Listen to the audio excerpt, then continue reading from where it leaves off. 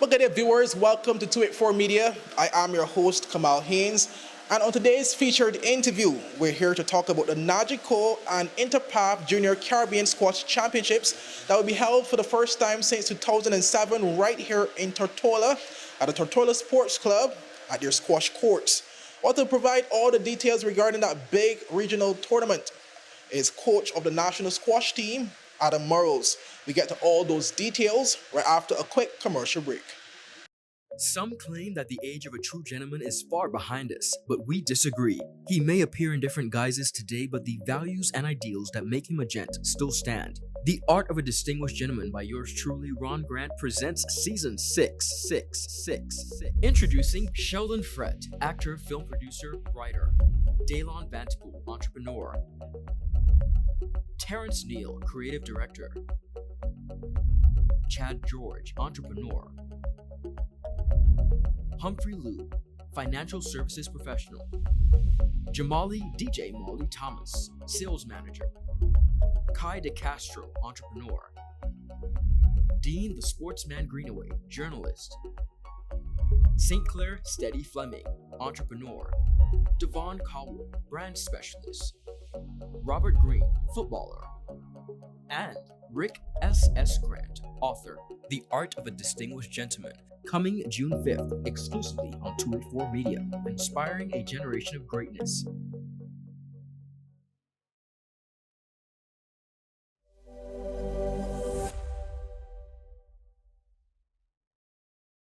At Partners for Kids, your child's health and happiness are at the heart of everything we do. We've been the trusted medical home for children and adolescents up to 18 years old. And now, we are excited to welcome a new member to our family of healthcare professionals. Introducing Dr. Aisha Maxwell, our new family practitioner. Dr. Maxwell brings a wealth of experience and deep passion for pediatric and adult care, ready to join our team in providing first-rate health services to your family. At Partners for Kids, we believe in a collaborative approach to healthcare. With partners in occupational therapy and clinical psychology, Partners for Kids, where caring is just the beginning. Visit us at Road Reef Plaza, Tortola, open Monday to Friday, 8 a.m. to 5 p.m. Call us at 284-444-5437 or reach out at info@partnersforkids.com to learn more. Welcome back, viewers. As promised, I have with me to my right Mr. Adam Murrills, the head coach of the BVI national squash team. And we're here to talk about the upcoming National Squash Championship that will be held here, right here at the Tortola Sports Club squash courts. I guess you can give me the official name of the courts, but it will be held here where we're standing in one of 4 courts where a number of games will be played. Thank you for joining us, and what can you share about this big upcoming national, regional tournament? Yeah, my pleasure, and thank you for having me.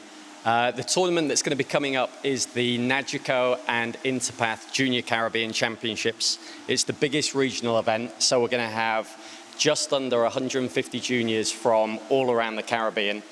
So we've got kids coming in from Barbados, Bermuda, Cayman Islands, Guyana, Jamaica, St. Vincent, and Trinidad. I always forget one, so I'm happy I got it all right then. So they're coming in truly from all over the Caribbean. They're going to be here for 7 days, so from the 30th of June to the 6th of July. There's an individual event, a doubles event, and a team event. And it's the first time we've hosted this event since 2007. So it really is a massive deal that we're hosting it once again. Mm-hmm.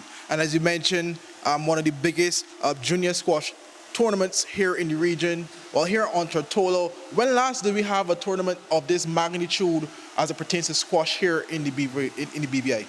So we host our junior national championships every year, but in terms of hosting the junior Caribbean championships, the last time we did it was 2007. So yeah, just over 15 years ago. Mm-hmm. And that is big because, as we do know, we would have here Premier Dr. the Honorable Natalia Wheatley and the Minister responsible for sports, Honorable Shari DeCastro, speaking about sports tourism. Speak about how such a regional tournament that is being hosted here in the BVI helps and contributes to boosting sports tourism in the BVI. Yeah, we'd like to think this is one of the biggest events in terms of sports tourism in recent years. I know the spring regatta, we've just had that. That's always a very big one. But yeah, just under 150 participants, another 30 coaches and officials, and then somewhere between 30 and 50 more parents and family members. So there will be over 200 people coming to the BVI for an extended period of about 8 days. They're all staying in local hotels.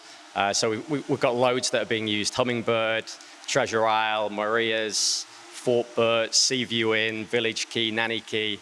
Hopefully I've not missed any. But they've all done a great job in giving us good discounted rates, so we appreciate that. So hopefully that kind of thrusts a lot of external money into the BVI corporate world, I guess. Okay. And in terms of the tournament itself, I just said it runs from June 30th to July 6th. Yeah. Speak about the different categories of I'm sure, as you would have mentioned prior, there's the doubles, there's the individuals, and then there's a team. Yeah, the team. that's correct. So speak about that so the viewing public can understand more in terms of the breakup or the composition of this tournament.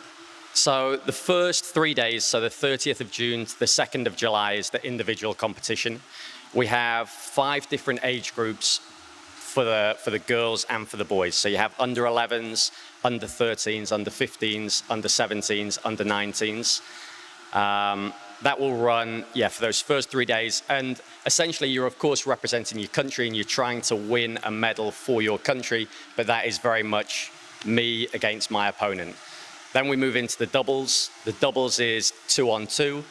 So very cool that we have on this court the capability to go to regulation double size, which means that we send this wall further onto that court. So we widen the court by approximately a third, and we lower the tin. So the tin is the bottom blue line. That's currently at 19 inches, and that's going to go down to 13 inches. So that makes a huge difference. We're one of only 2 countries within the Caribbean that has the capability to have a full double-sized court. So quite special that we get to play on that. And also a slight advantage for our kids, just in the sense of we can practice on it. We move the walls every Saturday, so they get a chance to become more accustomed to the different dimensions.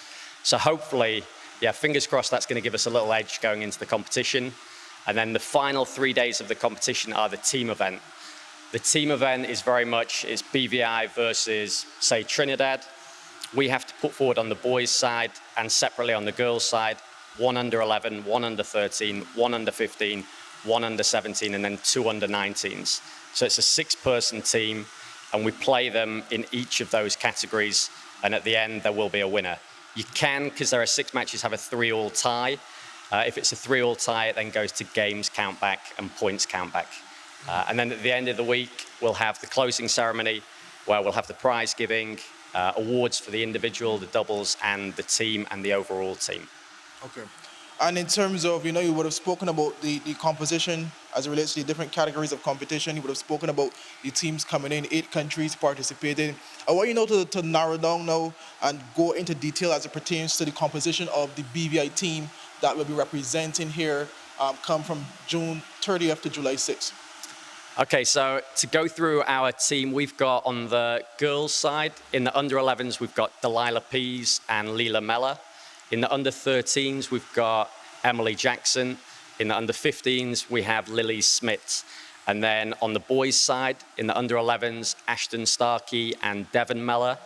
Under 13s is Jacob Noblet, Zivon Abraham, and Rylan Smith. In the under 15s, Ethan Mohammed and Joshua Noblet. In the under 17s, Danny Henderson and Xavier Abraham. And in the under 19s, Ollie Henderson. And probably, just to speak, we've got in the younger age groups, this is the biggest team, just to mention. This is the biggest team that we've ever put forward. So 14 BVI players, which is quite special. But then also to speak to their standard, previously we hadn't won a medal at the Games since 2009, so Joe Chapman. And then 2 years ago, Danny Henderson won our first bronze medal at the Games. And then last year, we backed that up with 2 silver medals through Ethan Mohammed and Delilah Pease. So, we went bronze, then we went silver. So the natural progression, fingers crossed, is a gold. But not to put too much pressure on the kids, but they've been doing really well in that. I genuinely think, quietly confident. I think they've been putting in a lot of really good work, and I'm excited to see what they can do this year. And it'd be incredibly special if we could get that elusive gold medal here in the BVI. And it's interesting that you actually mentioned that, because that was going to be my next question as it pertains from the coaching, a coaching standpoint. What was your overall goal that you intend of achieving? Because I do know from a coaching perspective, you can look at some of the individuals, and then based off their season so far and stuff, there's a trajectory as it pertains to what they could potentially achieve.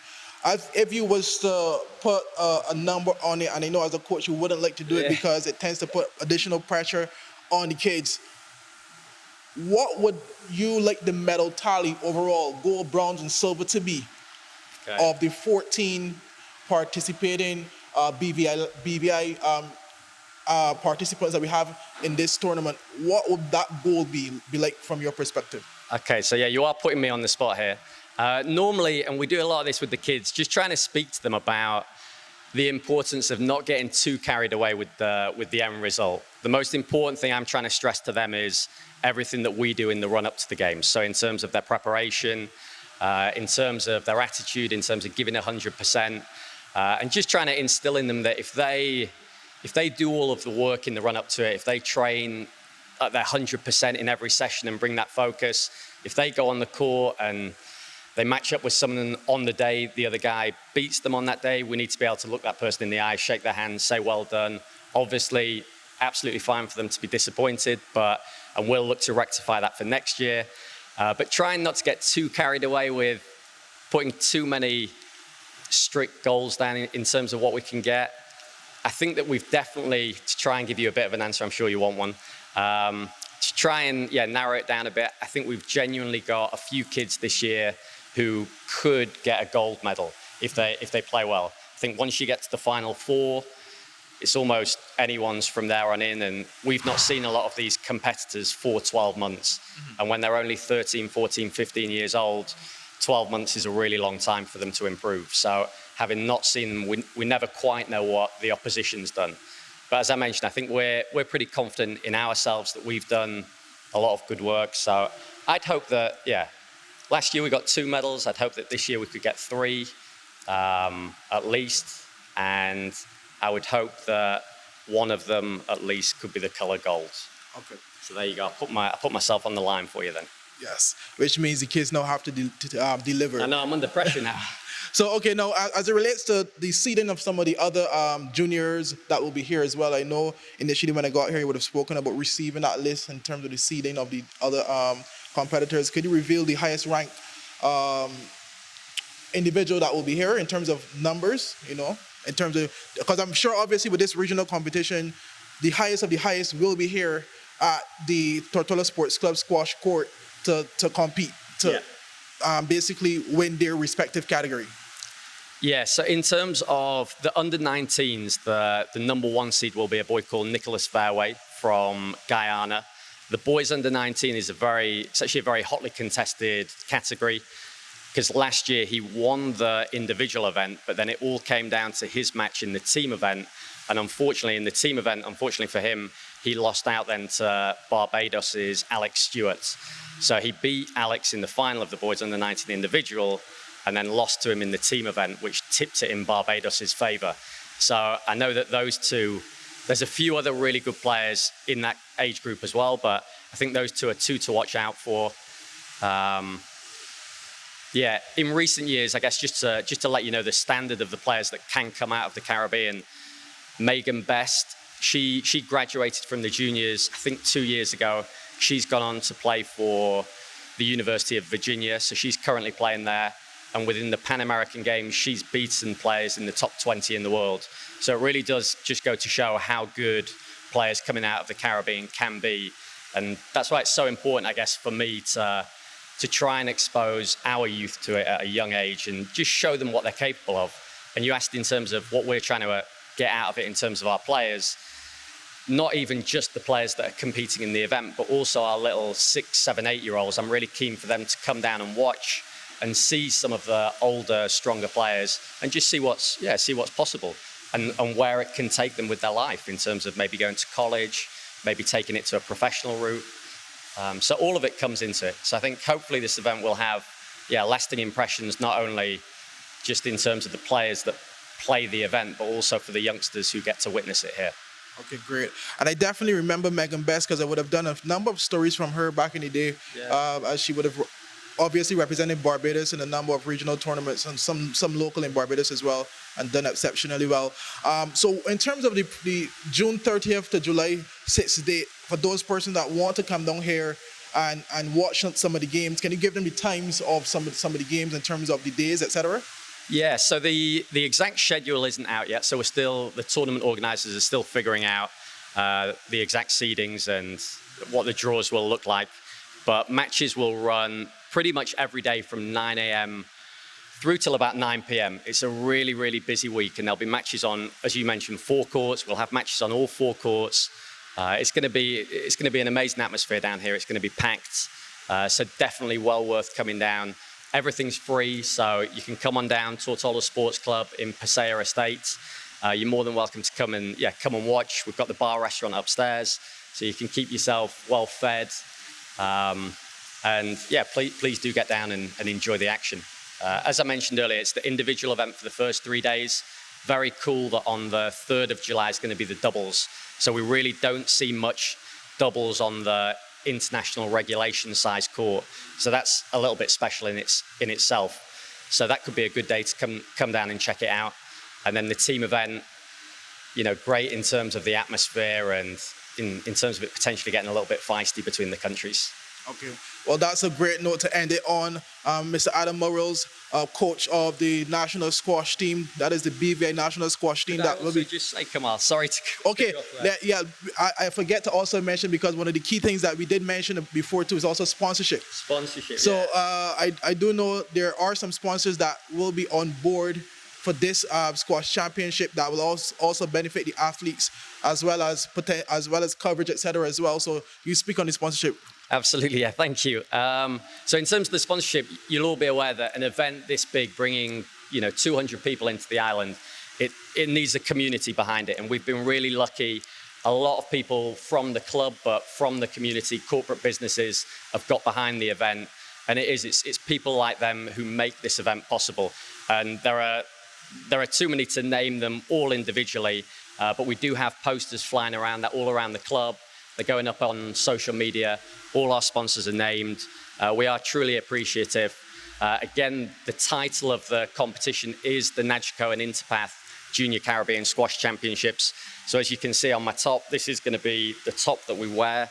This will be the national team kit. We have both Nagico and Interpath on there. So I would like to give a special shout out to Nagico and Interpath. The corporate sponsorship, I think it often gets overlooked, and it's all about the players, and rightly so, it's about the players. But a lot goes into making these things happen. So we are, on behalf of the team, a massive thank you to all the sponsors. And thank you for allowing me to say that. Yeah, no problem, because as I was wrapping up just now, I did, as you hit me with the, I automatically clicked, and I automatically knew what you were referencing. So viewers, you would have ended on a greater note in terms of, obviously, sponsorship is pivotal in terms of ensuring that these events become a reality. Yeah.